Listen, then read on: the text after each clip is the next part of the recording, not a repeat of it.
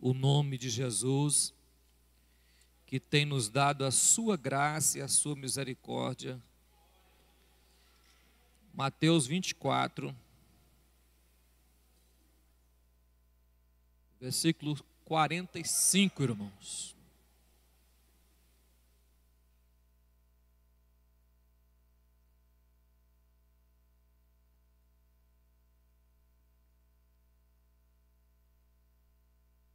Mateus 24, versículo 45.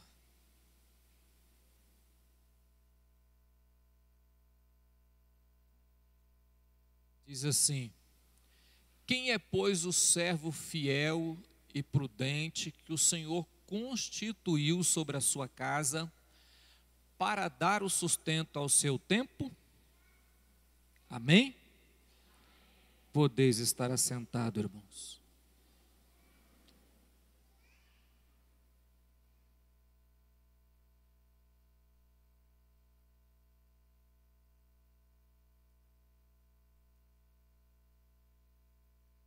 Olhe para mim aqui, irmãos.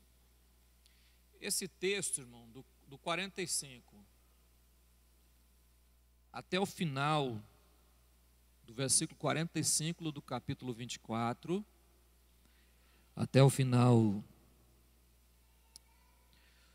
do capítulo 25, ele nos fala de três parábolas. Até o final não, até o 30, até o versículo 30 do 25, ele nos fala três parábolas: a parábola dos servos, a parábola das 10 virgens e a parábola dos talentos. Amém? Você já leu isso na Bíblia, irmão? Você já leu isso na Bíblia, irmão? Não, né? Talvez algumas pessoas ainda não leu. Mas eu gostaria que você prestasse atenção, porque as três parábolas nos ensinam três dimensões da vida cristã. Três dimensões da vida cristã. A parábola dos servos, é por isso que ele começa assim: quem é, pois, o servo fiel e prudente que o Senhor construiu sobre a sua casa para dar o seu sustento ao seu tempo? O servo fiel vai ser apresentado nas três parábolas. E se você observar as parábolas, as três parábolas falam da volta de Jesus.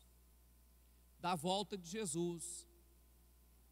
Então, a preocupação de Mateus aqui era apresentar ao povo como deveria ser um fiel quando Jesus viesse buscar a igreja. Quando Jesus vem buscar a igreja, ele apresenta aqui três questões no reino que tem que ser observada. A primeira é a questão relacional. A segunda é a questão espiritual do reino. E a terceira é a questão do serviço prestado.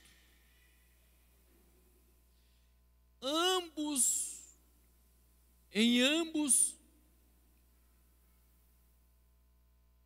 você vai encontrar uma questão comum nas três parábolas. O tipo, qual é a característica do servo que é recompensado por Deus. E ele dá a característica nas três parábolas.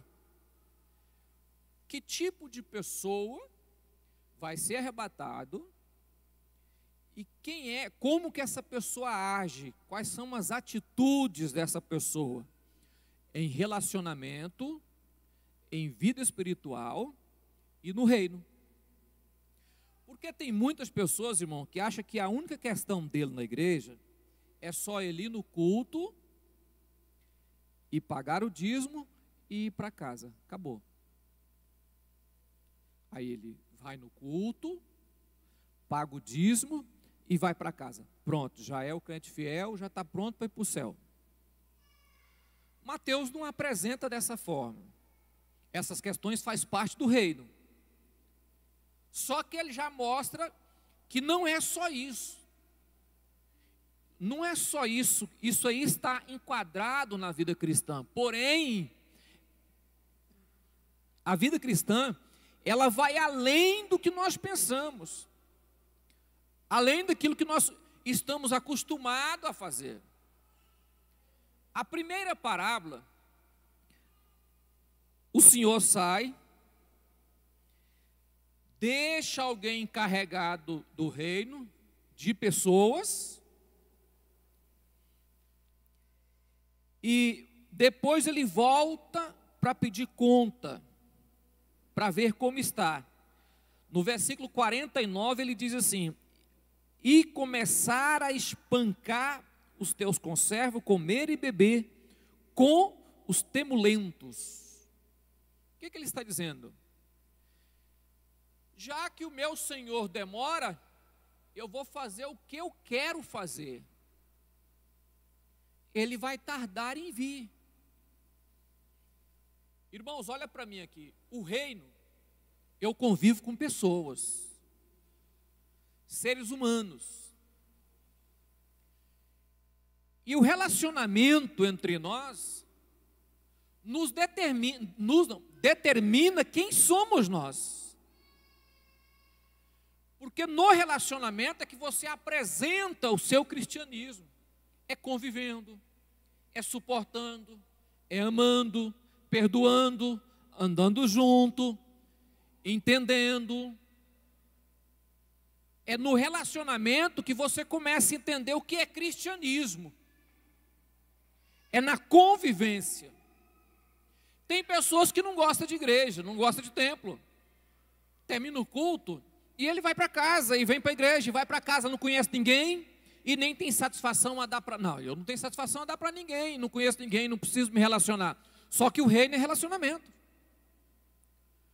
Igreja fala de relacionamento. Se eu não conviver com pessoas, como que eu sei que estou sendo transformado ou não, irmãos? Se eu não relacionar com seres humanos, como que eu vou saber se estou sendo transformado ou não? Se eu sou individualista, se eu penso só em mim, se eu preocupo só com as minhas questões, se eu não estou nem aí para a vida do próximo, nem crente sou. A Bíblia diz que eu sou pior do que o descrente. Porque o não crente ainda se preocupa com as pessoas.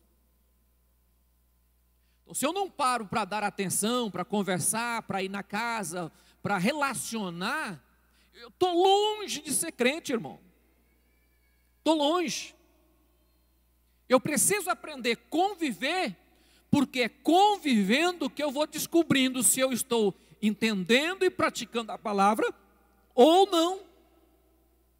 É exatamente na convivência, no relacionamento, que começa a brotar em mim se o cristianismo deu resultado, se a palavra está nascendo, está frutificando. É na convivência. Porque quando eu não entendo, quando eu não suporto, quando eu não perdoo, quando eu não compreendo as pessoas, eu estou precisando de ser crente, de aceitar a Jesus. Quando eu começo a achar que as pessoas têm que santificar assim como eu sou santo, ou quando eu começo a achar que as pessoas já são santas demais, fulano é santo demais. Estava conversando com um pastor hoje e ele falou assim: pastor Celino, eu estou com um problema na igreja. Eu tenho uma adolescente na igreja que tem 13 anos, e ela andou postando uns vídeos no TikTok, cantando, ela canta, a menininha canta bem, e ela começou a cantar umas músicas não cristãs, e postou lá, e aí os obreiros reuniu para nós excluirmos ela, e eu não queria. Eu falei: mas ela é batizada? Ele falou: não. Eu falei: vai excluir ela de quê? Ela é batizada. Vai excluir ela de onde? Ela nem nome no rol de membro ela não tem. Onde é que você vai excluir ela?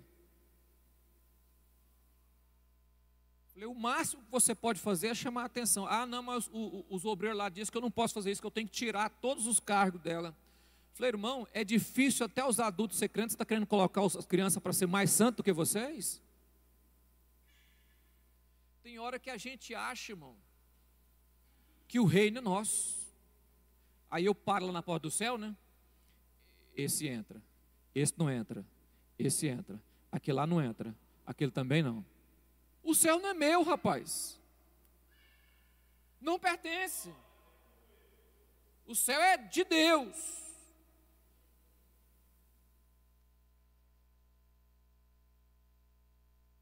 Tem um texto na Bíblia, irmão, deixa eu consigo lembrar ela aqui. Eu não estou conseguindo lembrar o texto. Mas tem um texto na Bíblia que Jesus fala assim, lá na parábola, no encontro de Jesus com o centurião. Quando o centurião vai a Jesus, é Mateus também, eu não estou lembrando. Quando ele vai a Jesus, para Jesus curar o seu filho, o seu servo, parece, ele vai a Cristo, e Jesus fala assim, muitos dos filhos do reino ficarão nas trevas de fora, enquanto aqueles que não são do reino entrarão no reino, por causa de tamanha fé. E isso pode acontecer na igreja, irmão.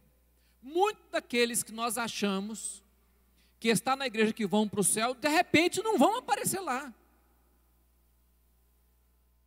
Relacionamento, conviver, analisar a nossa vida, antes de analisar a vida do outro, entender, ajudar o outro, conversar com ele, oferecer ajuda espiritual, para que ele possa continuar caminhando, é dever nosso, é dever de cada pessoa que aceita Cristo. Tem uma frase na teologia que eu acho incrível, quem gosta de falar ela, me parece que acho que é Nicodemos, gosto de dizer ela, mas eu já vi outras pessoas escrever sobre ela. Quanto mais perto de Deus, mais humano. Quanto mais longe de Deus, menos humano. Quanto mais humano, humano entende humano. O que não entende humano é cachorro, animais, mas humano deveria entender humano, porque são da mesma raça. E isso muitas vezes não acontece. Relacionamento no reino. A parábola aqui dos servos, em verdade vos digo que porá sobre todos os seus bens. Porém, se aquele mau servo disser consigo, o meu Senhor tarda em vir. O meu Senhor tarda em vir. A palavra tardar aqui, irmão, não quer dizer que o Senhor tardou. É que a gente fica procrastinando. A gente fica jogando fora o nosso tempo. Mas vai esquecendo das coisas de Deus. A primeira parábola, relacionamento. No reino, relacionamento é importantíssimo, porque é nele que se manifesta todas as demais coisas. É no relacionamento, tanto em casa, quanto na rua, quanto na igreja. A outra parábola é a parábola das 10 virgens, capítulo 25, que você encontra aí. Parábola das 10 virgens. A parábola das 10 virgens, muitas vezes se torna incógnita, porque ela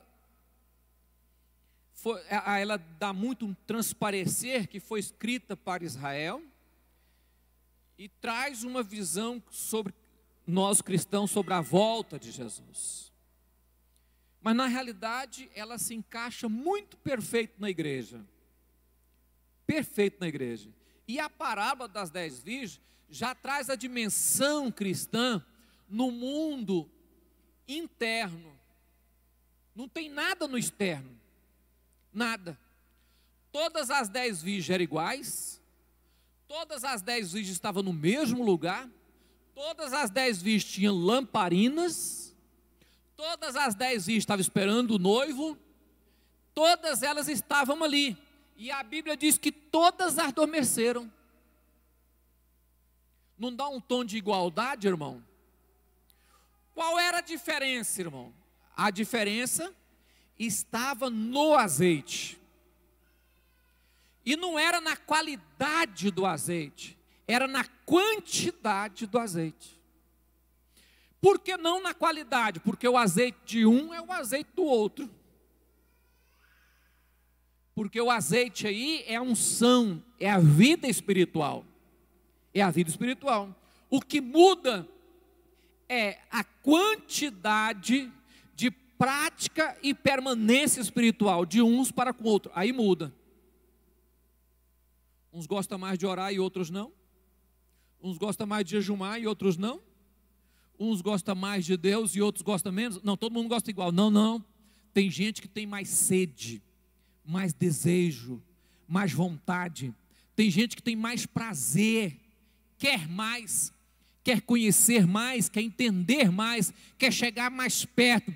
Tem gente que vai depositando azeite, vai orando, vai jejumando, vai aproximando. O noivo tarda, não tem problema. Eu vou continuar fazendo no mesmo pique, na mesma vontade, o que eu estou fazendo, orando, jejumando, lendo Bíblia, crescendo a minha vida espiritual. Alguém vê? Não. Vida espiritual ninguém vê. Eu não posso dizer que você está fraco ou forte, a não ser você mesmo julgar você. Porque só você sabe que você não ora, que você não jejuma, que você não lê a Bíblia, que você não tem tempo para ter uma vida piedosa, que você não tem tempo para aproximar, só você sabe disso. Quando é que todos vão saber? Quando Jesus se manifestar na glória. O difícil, irmão, que só vamos ver diferença na vida espiritual dos crentes no arrebatamento. Porque uns vão e outros, aí a gente entende o que é diferença espiritual. Porque hoje, se eu falar que você não mora, eu não convivo na sua casa. Se eu falar que você não jejuma, eu não convivo na sua casa. Se eu falar que você não lê Bíblia, eu posso até desconfiar quando estou conversando com você, mas eu não convivo com você na sua casa. Mas você sabe quando você entra no quarto ou quando está em casa, a distância entre você e Deus. Você sabe a distância que você fica quando você deveria estar perto. Próximo, o mais perto possível, o mais perto possível. O quanto de nós estamos vivendo uma vida espiritual medíocre e pequena e temos necessidade de melhorar, mas não desconfiamos disso. Olha para mim, irmãos. Quem já viu falar em câncer? Tem gente que quando descobre já está morrendo. Não dói, não sente nada. Aí o dia que vai no médico fala, não, você só tem 15 dias de vida. Por dentro está todo podre. A Bíblia diz assim, examine, pois, o homem a si. Pare um pouco, faz uma análise na sua vida, você pode entender que o azeite está pouco, o combustível está pouco. O que é azeite pouco, irmão? Talvez você não tenha vida espiritual suficiente para suportar até a volta de Jesus. E precisa ter. Isso é oculto, é interno, e eu devo trabalhar isso na minha vida, você deve trabalhar isso. A parte mais difícil é que tem hora que a gente engana a gente mesmo. O diabo, ele é tão estrategíssimo, que quando ele vê que uma pessoa está fraco, ele afasta um pouco da pessoa, para que a pessoa não desconfie que está fraco. Aí a pessoa nunca desconfia que está morrendo. Ele só vai desconfiar quando Jesus manifestar na glória. Ele olha e fala: estou todo canceroso, não tem mais nada. Agora não tem mais jeito, não tem mais solução nenhuma. Só desconfia na última hora. Eu estava lendo um livro do escritor C.S. Lewis, e ele fala sobre isso, que o diabo consegue fazer o crente se sentir bem quando entra na igreja, para ele não desconfiar que ele está mal. Aí quando ele entra na igreja e o povo canta e ele adora, quando chega em casa não passa de um miserável, pobre, cego e nu. Mas só que ele não desconfia, porque ele fala: mas eu estou bem. Você sabe como está o azeite, você sabe que deve melhorar, aonde deve melhorar. A Bíblia diz assim, olha, Jesus diz: não podeis orar comigo nenhuma hora há. Então o menor tempo de oração de um crente é 1 hora. É o menor tempo de oração de um crente é 1 hora. Não, mas se eu orar menos de 1 hora, aí não é menor tempo do dia, aí é menor tempo de hora. O menor tempo do dia é 1 hora. Agora, em 24 horas, não ter uma? Não ter uma? Não tem problema, você pode passar a semana inteira sem orar. Quando for sábado, você ora 6 horas. Pronto, resolveu o problema. Amém, irmão? Não tem problema, irmão. Ah, não, eu estou muito... Não tem, pode dormir à vontade. Aí no sábado você ora 6 horas seguidas. Pronto, aí resolveu, 1 hora de cada dia. Olha para mim, irmão. Quando o noivo apareceu, que o anfitrião gritou: eis o noivo, todas elas levantaram. A diferença é que umas estavam com a lamparina e as outras estavam apagando. Não estava apagada, estava apagando. Estava com a luz bem pouquinha. A diferença era só isso. Não tinha mais nenhuma diferença. Todas elas só tinham uma diferença. Quando o noivo apareceu, umas tinham as lamparinas acesas e outras estavam apagando, já no final. Mas desconfiou quando? Quando acordou e diz: eis o noivo. Era tarde, não dava mais. Irmão, dá tempo. Dá tempo. Dá tempo. Nós ainda estamos com tempo. Você pode trabalhar, você pode correr a sua vida, você pode ganhar dinheiro, pode viver bem, pode viajar, não tem problema. A grande dificuldade é a eternidade sem Deus. A eternidade sem Deus não compensa tudo de bom que passarmos aqui. Tem gente que prioriza a sua vida uma coisa só, aí corre atrás, aí tem que ganhar, eu preciso, mas não tem hora para Deus, não tem tempo, não tem nada. Olha, passa tudo de bom, alcança o objetivo. Na internet tem muitos coaches aí falando sobre isso, como ganhar dinheiro, como ficar rico, como melhorar. É aquele que trabalha, quem trabalha fica rico, fica mesmo, quem trabalha come, diz a Bíblia. A Bíblia não diz que trabalha fica rico, diz que quem trabalha come. Não, você trabalha, você vai comer. Agora, Deus dá riqueza para quem quer. Então espera que Deus vai dar a quem Ele quer. E nós guardamos a nossa vida em Deus em nome de Jesus. Se perdermos tudo aqui e ganharmos lá, não é o que está escrito em Lucas capítulo 9, versículo 25 a seguir? Se perdermos tudo aqui e ganharmos a nossa alma, é o suficiente. Ainda dá tempo. Ainda tem tempo de colocar azeite na lamparina e ainda carregar nas vasilhas, diz a parábola. Vida espiritual. A terceira questão do reino é a parábola dos talentos, irmãos. O reino não é só relacionamento, não é só vida espiritual. O reino é trabalho. Se eu aceito a Jesus,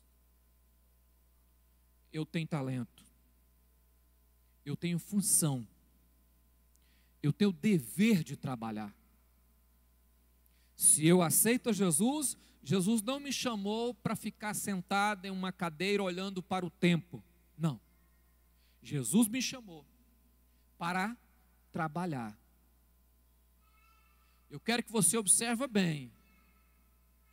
Essa parábola, essas 3 parábolas, sempre vai ter alguém que vai ficar do lado de fora.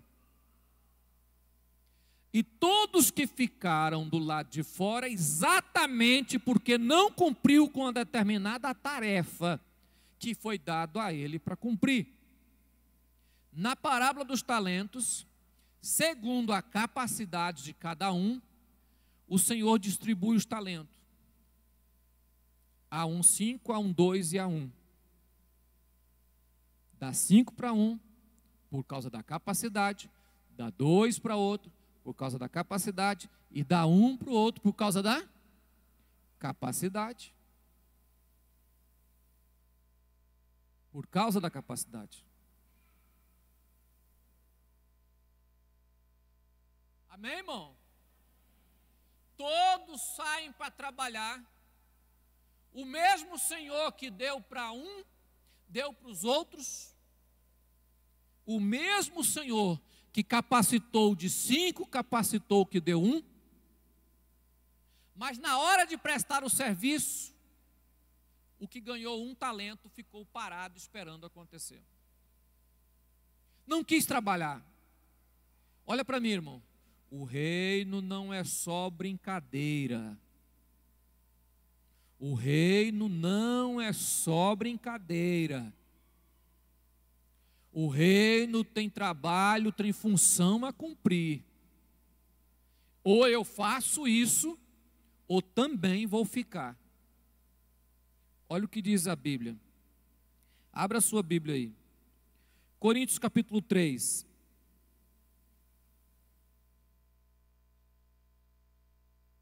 Primeira carta de Coríntios capítulo 3. Versículo 12.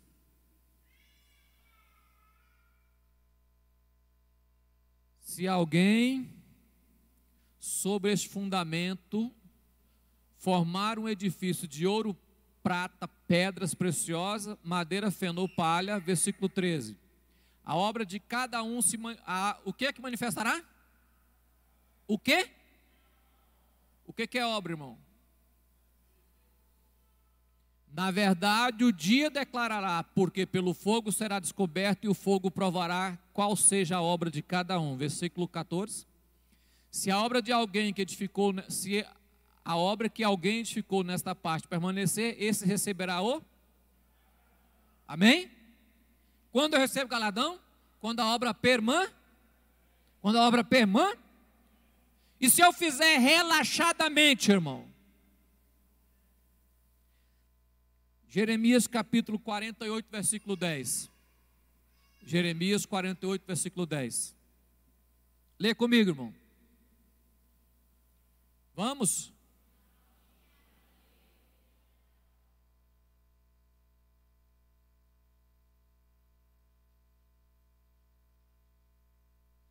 Eu já falei esse versículo aqui várias vezes.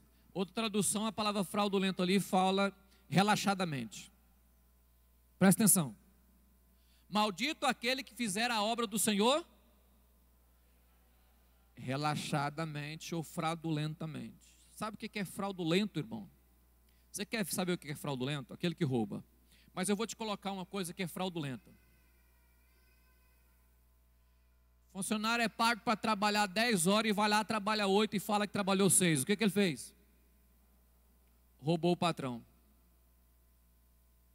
Fraudulento. Ele é pago para entrar no serviço 7 horas, mas ele entra todo dia 7h30. O que ele fez? Roubou o patrão. Por quê? Porque foi pago para entrar 7, entrou 7,5. Amém? Deus te chamou para fazer. Se você não fizer, se você fizer de qualquer forma, você está roubando o tempo que Deus pagou para você. E já pagou muito bem pago. Muito bem pago. Mas muitas pessoas têm a tendência de achar, porque não vê dinheiro agora, porque não vê dinheiro agora não, porque todos vocês recebem dias com Jesus. É o único lugar que não atrasa pagamento. Mas é que o camarada não vê o cheque na mão, né? Sabe por que você não vê cheque na mão, dinheiro na mão, irmão? Porque você recebeu ontem. Aí você gastou tudo ontem. Toda vez que você acorda de manhã, você gastou o que Deus te pagou. Ele já? Ele não vai, ele já pagou. Aí a pessoa não trabalha de forma digna. E maldito aquele que preserva a sua espada do sangue. Já viu aquele crente abençoado, que você chega nele, irmão, vamos fazer isso? Não, pastor, eu não tenho tempo, estou trabalhando muito. Arrumei um serviço aí agora, pastor, aqui. Trabalho em 2 serviços. Aquele que preserva a sua vida da batalha. Não quer. Pastor, mas tem muita gente desse jeito que está enricando. Não adianta ter tudo aqui e não herdar a vida eterna. Eu tenho tudo aqui, mas não tenho o céu. Amém, irmão? Romanos 8, 18.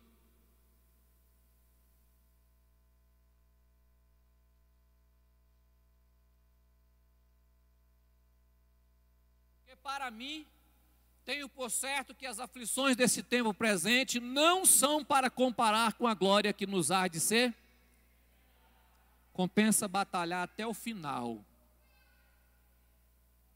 Compensa batalhar até o último momento, até a última gota de suor. Compensa brigar dia e noite para entrar no céu, irmão. Porque lá, tudo aqui fica e lá é eterno. Versículo 28.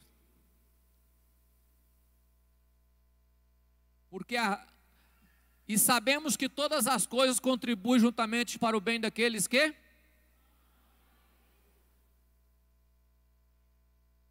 Daqueles que? Daqueles que? Preste bem atenção.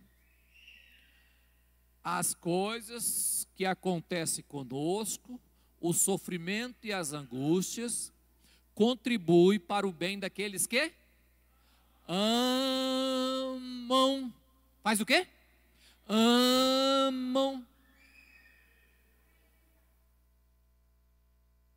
O dia que você sofrer qualquer coisa que não contribui para a sua vida, pergunte se você ama a Deus. Porque todas as coisas contribuem para o bem daqueles que amam. Põe o 18, versículo 18 aí, deixa eu ver. Vamos lá? Lê?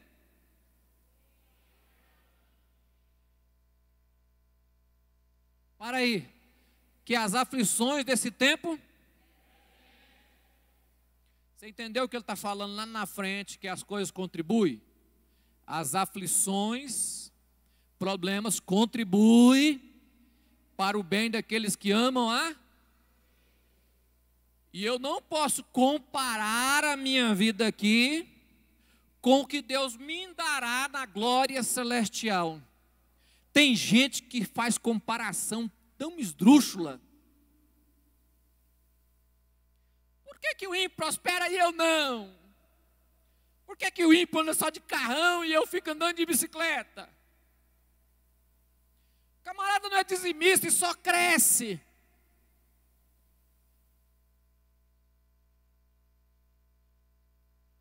Seus olhos é igual porco, só olha assim. Quem olha assim, não vê o que está aqui. Vê assim. O que acontece aqui, ele não consegue ver. Mas o que acontece lá, ele consegue ver em nome de Jesus. Então, quando eu tiro os olhos daqui, eu paro de fazer comparação. E começo a me preocupar o que Deus tem para mim. 3 sentidos da vida, irmão. A igreja é relacionamento. A igreja é vida espiritual. A igreja é serviço prestado. Olha para mim. Não se presta serviço sem relacionamento. Não se tem relacionamento sem vida espiritual. Porque a Bíblia diz que o vínculo da paz é o Espírito Santo. Porque o vínculo que nos liga é o Espírito de Deus. Então, para ter um bom relacionamento, eu tenho que ter uma vida espiritual edificada. Para ter um serviço bem prestado, eu tenho que estar cheio do Espírito. Para que eu tenha que estar cheio do Espírito, eu preciso trabalhar no reino, exercer. Se eu ficar parado, a minha vida espiritual murcha e apaga. Mas se eu trabalhar, eu vou relacionar com pessoas para edificar pessoas do reino. Isso é serviço prestado, irmão. A obra não é só uma coisa. Eu já contei essa história para você aqui, mas vou falar de novo. Eu conheci um pastor que ele converteu, entrou no quarto e começou a orar. De noite. Porque ele não queria sair dentro do quarto, porque ele tinha medo de sair e pecar. E ele foi orar. E orava, enchido do Espírito. Ele achou que a vida espiritual era só, a única coisa da igreja era a vida espiritual. O Espírito Santo falou com ele, falou, olha, você não vai sair daqui? Ah, Senhor, se eu sair eu vou pecar. Ah, então não adiantou te salvar não, hein? Se for para você ir sozinho para o céu, do que adianta você ser crente? Se o céu for só você. Eu não te chamei para você ficar aqui. Eu te chamei para você buscar aqui e eu usar a sua vida lá fora. Então, vida espiritual. Eu busco o óleo, busco a unção, eu consagro, eu jejum. Aí Deus pega esse vaso cheio aqui e vai para a rua trabalhar no reino. Esse serviço é prestado entre pessoas. Deus usa o vaso cheio do Espírito para trabalhar a vida de pessoas. Não adianta eu achar que a vida espiritual é só no reino, só vida espiritual, se eu não exerço nada. Eu preciso encher do Espírito, mas exercer essa vida espiritual no meio de pessoas. Amém, irmão? Amém, irmão? O reino, ele é 3 dimensões. Ele é relacionamento, ele é vida espiritual e ele é trabalho. Ele é trabalho. E muitas vezes cansativo. Cansativo. Mas recompensador. Glorioso. Porque não trabalhamos para as coisas que perecem, mas para as coisas que permanecem. Para a glória e honra do nome de Jesus. Amém? Vamos colocar de pé?